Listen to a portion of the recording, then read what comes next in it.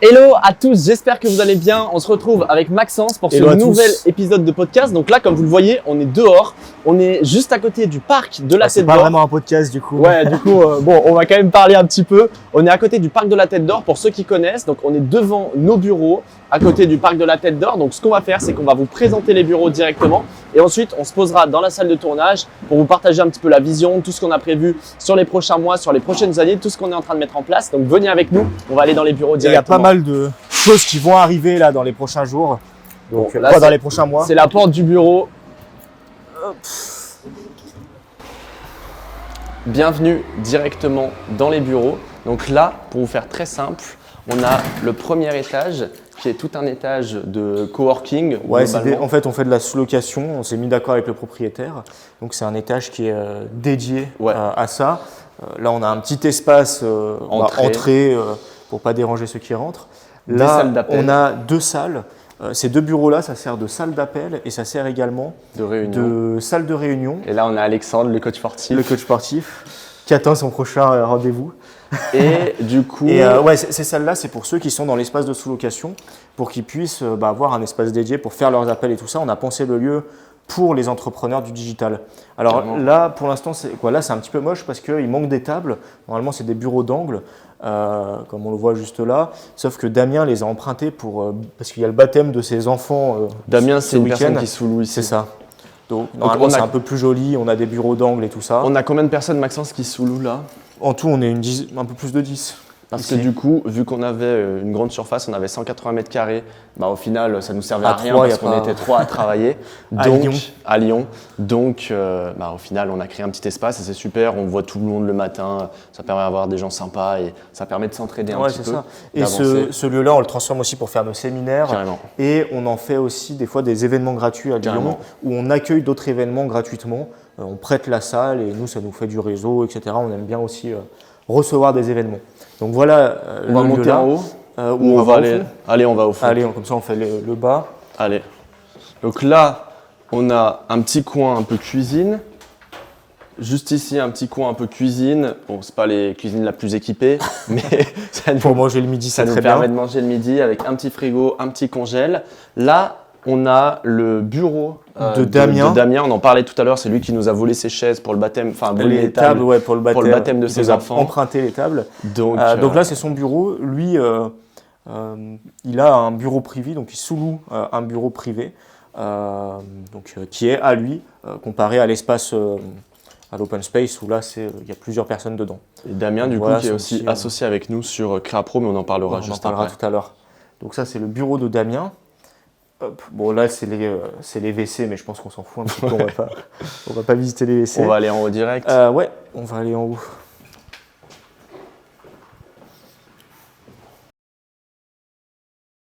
Alors là on se retrouve en haut directement, Maxence qui est aussi agent immobilier.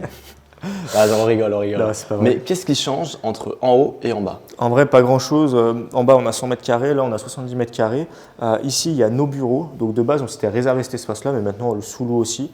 Donc, au fond, il y a le bureau de Moundir, un sous-locataire. Là, il est en appel. Il est intervenant pour une école aujourd'hui. Ici, on a un petit coin qui ne sert pas à grand-chose. Là, on a le bureau de Yacine, donc en mode un peu plus open space aussi. Là, on a un autre bureau. Ici, ça, c'est mon bureau. Le bureau de Mathis. Hop. Et ça, c'est le bureau de Maxence avec Maëlys que vous avez vu dans un précédent podcast. Donc là, on a Maëlys. Et du coup, ici. Et là, on a une petite vue assez sympa sur le Rhône et sur l'open space. Donc c'est assez sympa. Et ici, il y a un autre bureau, là c'est Lucas qui l'occupe, des fois c'est Maxence, ça tourne un petit peu. Et on a un coin détente. Et dernier espace. Petit coin détente avec une petite play, une petite télé. Et on n'est pas trop mal ici, quoi. Ouais, pour entre midi et 2, ou pour se reposer quand on a besoin. Bon, là on se retrouve directement dans la salle de podcast. Là on va aller direct dans la salle de podcast. Donc on va faire une transition. Alors, on se retrouve directement dans la salle de tournage. Normalement, vous avez l'habitude du décor avec Maxence. Et là, ce qu'on va faire, vous avez vu un petit peu les bureaux, etc. Ce qu'on va faire, c'est qu'on va vous partager un petit peu tout ce qu'on a mis en place et toutes les nouveautés qu'il y a au niveau du mentorat. Ouais. Bon, on a parlé des bureaux, de la Ouais. partie sous-location. Quand on est arrivé dans ces bureaux, ça va faire bientôt 1 an. On avait juste l'entreprise Le Mentorat, on était 3 associés. Exactement. Maintenant, pour faire un petit récap très rapide, on est 2 associés, on est tous les deux, on a racheté Ouais. les parts à Thibaut. On s'entend toujours très bien, etc. Il n'y a pas de souci à ce niveau-là. Et on est sur le lancement d'autres projets Ouais, qui débute tout juste. qui on va débutent dire. tout juste pour la plupart. Et du coup, pour la petite histoire, je reviens en arrière, mais avant, j'avais une agence, Maxence m'avait rejoint. Ouais, il y a Donc, longtemps. C'était notre premier. notre premier business, entre guillemets. Enfin, on avait fait d'autres trucs, mais qui comptaient pas trop. Mais si vous voulez tout voir, regardez les anciens podcasts. Ensuite, du coup, il y a des clients qui nous ont demandé à les aider, etc. Et donc, on s'est focalisé de plus en plus sur l'accompagnement de nos C'est ça. clients. Donc, on a délaissé la partie agence. On a stoppé la partie agence. On a stoppé, on a redonné tous nos clients à d'autres community managers ou agences qu'on avait dans notre réseau, des personnes qu'on connaissait. On en a pris 2-3 entre-temps, mais des gros clients. Et après, du coup, en fait, on s'est dit, mais qui mieux que nous? Parce que ce qui se passait, c'est que nos clients, avec nos stratégies, généraient plus de chiffre d'affaires et du coup, dans un second temps, devaient déléguer toute leur communication. Enfin, c'était le truc le plus smart à faire. Ouais, c'est les différentes phases du ouais, mentorat voilà. dont on a parlé aussi dans une autre Dans vidéo. une précédente vidéo. Donc là, on s'est dit, mais nous, on est en train de recommander plein d'autres prestataires, des fois qui sont carrés, des fois qui sont peut-être un peu moins carrés, ou en tout cas, on n'a pas la pleine maîtrise dessus, vu que c'est pas nous. Et on s'est dit, mais qui mieux que nous pour gérer tout ça? Donc, ce qu'on a fait, c'est qu'on s'est associé avec 2 personnes, plus du coup on a le logiciel dont on parlera, pour justement développer tout l'écosystème et permettre aux entrepreneurs qu'on accompagne et même aux autres entrepreneurs d'aller chercher un maximum de résultats avec leur activité et avec toutes nos méthodologies. C'est ça. Aujourd'hui, Pour faire un récap de toutes les boîtes et après on c'est pourra rentrer en détail. faire, mais tu peux... Donc on a le mentorat où on accompagne des entrepreneurs à maîtriser eux-mêmes les stratégies, à se développer et développer leur chiffre d'affaires ou développer eux-mêmes leur visibilité. Ensuite, on a lancé l'agence Mediasphère avec Cynthia. On reviendra, qui est une ancienne cliente. Et aussi une coach sur le mentorat. Et une coach sur le mentorat. Donc l'agence Mediasphère où on fait de la gestion de réseaux sociaux, on peut tourner des contenus, bref, on fait des prestations personnalisées en fonction des besoins de chaque personne et en fonction du budget. Donc on fonctionne vraiment sur devis et c'est des prestations mensuelles de gestion de réseaux sociaux et de visibilité, et de croissance, de visibilité. Ensuite, on a TechBat. Ouais.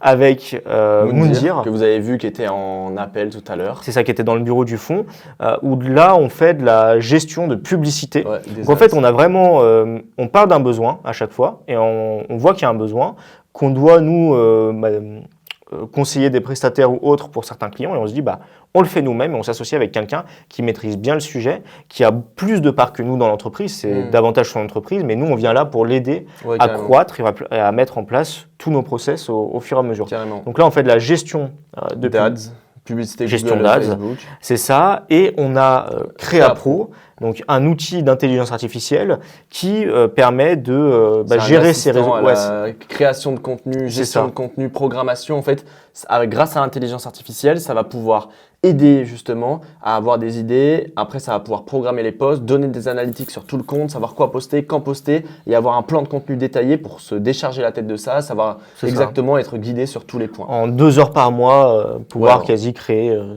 son contenu. C'est ça. Et donc Créapro, ça s'adresse davantage à ceux qui n'ont pas le budget, qui ont beaucoup moins de budget et qui ne peuvent pas forcément le déléguer ou autre et qui veulent encore qui n'ont pas le choix de prendre encore du temps pour leur communication. Donc comme ça, on a le mentorat pour aider ceux qui veulent se faire accompagner et qui veulent maîtriser les choses. On a Créapro pour ceux qui veulent gérer leurs réseaux sociaux mais avec un petit budget. Ça va permettre de gagner vachement de temps. Aussi pour ceux qui veulent maîtriser les choses, mais pour ceux qui font pas encore qui veulent augmenter leur chiffre d'affaires. Parce que l'idée, c'est qu'ils aient toutes les clés, tous les outils justement pour pouvoir aller plus loin. Ça.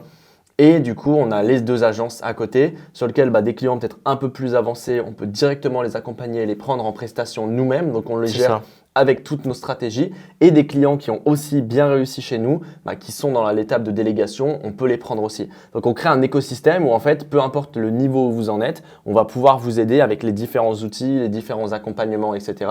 au niveau de votre activité. C'est ça. Et en fonction de vos besoins, Créapro, ça ne va pas directement t'aider à monter ton chiffre d'affaires. Indirectement, oui, parce que tu vas gagner en visibilité, en temps, etc. En temps, mais il va falloir toutes les stratégies. C'est ça. Et donc, c'est là où le mentorat peut aussi intervenir. Carrément. Donc voilà un Ouais, petit tout peu. est vraiment Au complémentaire. niveau aussi de ces boîtes-là, on s'est toujours associé à des personnes et nous, on est minoritaires. En fait, pour deux raisons. Il y a aussi en plus de vouloir créer un écosystème, nous, on s'est dit, on a plein de clients qui ont des agences de pub, de community managers ou autres, qui font plein de chiffres. En fait, autant qu'on déploie ses propres stratégies pour développer notre propre business, parce qu'en fait, c'est le truc le plus intéressant, même si ça nous intéresse toujours de développer des business de community manager, etc. Mais en fait, on a des stratégies, on peut aller beaucoup plus vite parce qu'on a déjà tous les process, et donc ça peut nous permettre de développer et de booster tout ça.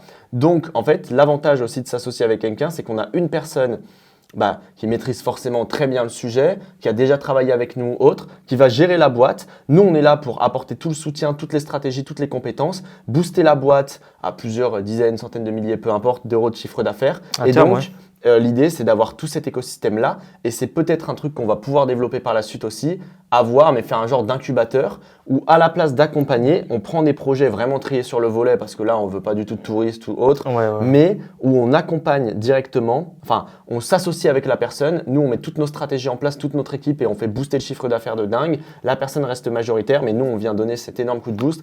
Et la personne reste CEO de la boîte, donc c'est-à-dire que c'est elle qui gère tous les process, etc. Ouais, nous, on vient en complément pour booster tout ça. Pour l'aider, pour l'accompagner, c'est ça. Sachant que, du coup, avec Mediasphere, du coup, Maxence gère un peu plus la partie Mediasphere. C'est ça, et toi, moi, je gère un peu plus TechBat et un peu aussi Créapro. On est un peu tous les deux dessus sur ça.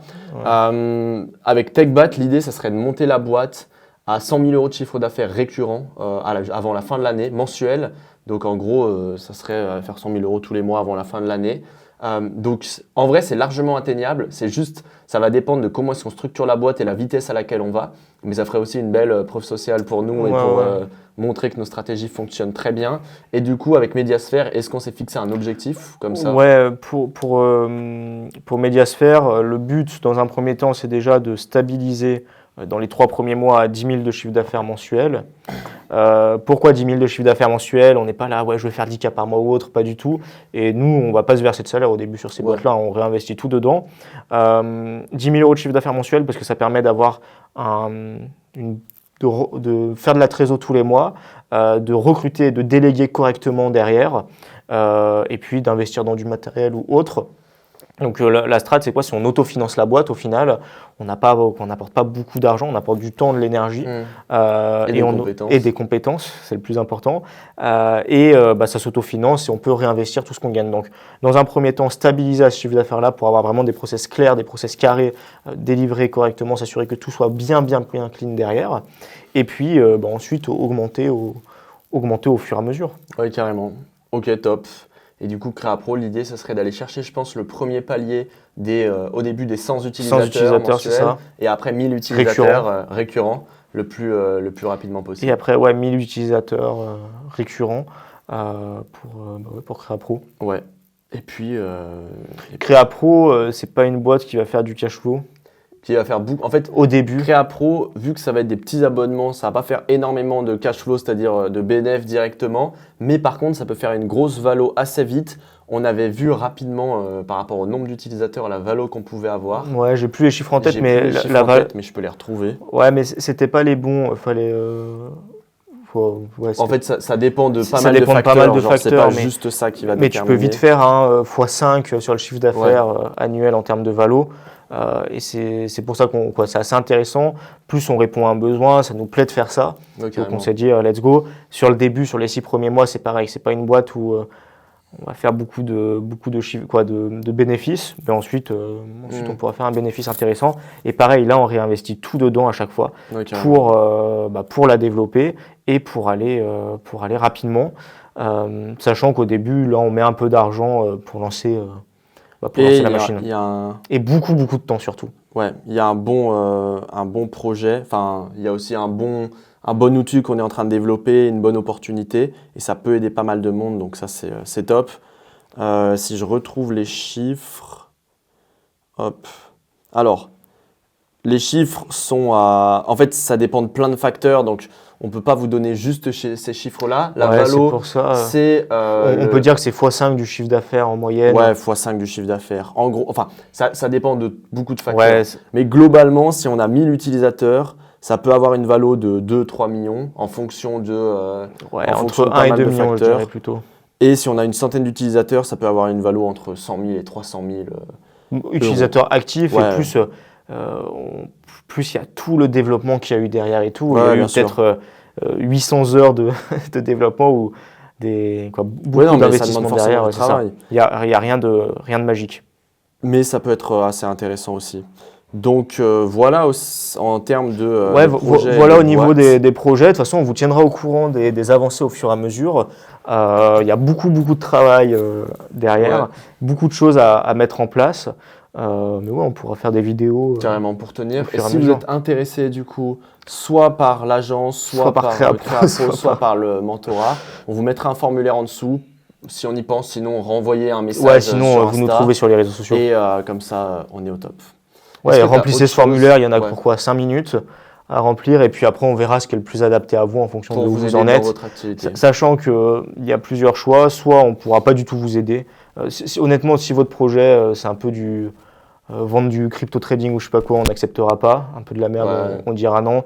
Ou des investissements où tu gagnes 40% par an, ça c'est pareil, on n'acceptera pas de vous aider dans tous les cas. On choisit quand même nos projets pour avoir des personnes qui font de la qualité, qui ont des réelles compétences, le plus possible. Ouais. Le plus possible. Des fois, bon, ils essaient de nous mentir un peu ou autre, mais on essaie de détecter ça. Pour la partie mentorat, pour Créapro, de toute façon, on pourra mettre le lien du site internet et là, Ouais, tu peux carrément. prendre ton abonnement assez Facilement. facilement. Et après, pour l'agence ou autre, on vous Bah, dirigera le en fonction de ce qui formulaire semble le aussi, plus pertinent, carrément. ouais, le formulaire. Carrément. Et bah écoutez, je pense qu'on a fait le tour Ouais, sur tout. on a fait le tour. Merci de nous avoir Ouais, écoutés. on se retrouve dans un prochain épisode. On essaiera pour le prochain à voir, mais de faire venir toute la team Créapro pour à chaque pouvoir. fois. C'est ce qu'on devait. Non, mais là, on devait faire lui et on devait faire Ouais, c'est celui-là. vrai, c'est vrai. Voilà, le prochain, On essaiera. On promet de rien. faire. Un épisode, il y aura toute la team Créapro. Un autre épisode, on fera peut-être toute la team TechBot et un autre épisode peut-être avec Cynthia, on verra. Ouais, faudra. Donc, en tout cas, abonnez-vous parce qu'il y a pas mal d'épisodes assez intéressants qui arrivent. Nous, on se retrouve très vite. On vous souhaite une belle journée. Ciao! À bientôt.